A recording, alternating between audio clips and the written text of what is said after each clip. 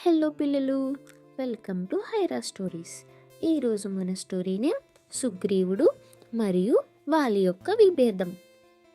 సుగ్రీవుడు మన రాజ్యంలో జన్మించిన వానరయోధుడు, ధైర్యవంతుడు, ఇంకా తెలివైనవాడు. అతని అన్నయ్య వాలి పరాక్రమశాలి, అపార శక్తివంతుడు. వాళ్ళు మంచి అన్నదమ్ములు. ఒకరోజు దుందుబి అనే భయంకరమైన రాక్షసుడు వాలిని సవాలు చేశాడు. వాలి యుద్ధంలో ప్రవేశించి ఆ రాక్షసుని జయించి గుహలోకి వెంబడించాడు. సుగ్రీవుడు గుహ బయట వేచి ఉన్నాడు. అన్నయ్య తిరిగి వస్తారు, ఆయన అజేయుడు అని అన్నాడు. కానీ కొన్ని గంటల తర్వాత గుహలో నుంచి రక్తం మాత్రమే బయటకు వచ్చింది. అప్పుడు సుగ్రీవుడు తప్పుగా వాలి చనిపోయాడని భావించాడు. బాధతో రాజ్యానికి తిరిగి వచ్చిన సుగ్రీవుడిని చూసిన ప్రజలు విషయమంతా తెలుసుకుని బాధపడ్డారు.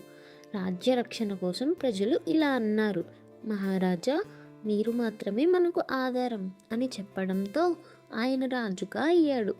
కానీ వాలి తిరిగి వచ్చాడు మరియు సుగ్రీవుడిని ద్రోహి అని అపార్థం చేసుకుని తమ్ముడిని రాజ్యం నుండి బలవంతంగా త్రోసివేయించాడు. సుగ్రీవుడు ఋష్యముఖ పర్వతం వద్ద దాక్కున్నాడు.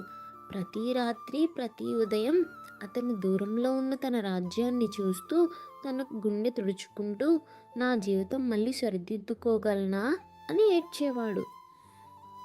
అపార్థం, ఆగ్రహం, అహంకారం ఈ మూడు కలిసి అన్నదమ్ముల స్నేహాన్ని శత్రుత్వంగా మార్చాయి. చూసారు కదా పిల్లలు, ఈ కథ నుంచి మనం నేర్చుకోవలసింది: అపార్థం సంబంధాలను చెడగొడుతుంది. ఏ సమస్య వచ్చినా నిజం అడిగి తెలుసుకోవాలి.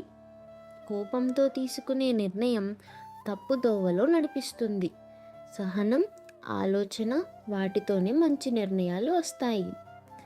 తప్పులు జరిగితే నేర్చుకోవాలి, ఎందుకంటే మన తప్పుల నుంచి నేర్చుకున్నప్పుడు మనం గొప్ప వాళ్ళం అవుతాం. కాబట్టి ఎప్పుడు ప్రేమతో, విశ్వాసంతో, నిజాయితీతో జీవించండి. విన్నారు కదా పిల్లలు, ఈ కథ మీకు నచ్చినట్టయితే లైక్ చేయండి, షేర్ చేయండి, అలానే సబ్స్క్రైబ్ చేసి రాముని ఆశీర్వాదం పొందండి. కామెంట్ బాక్స్లో జై శ్రీరామ్ అని టైప్ చేయండి.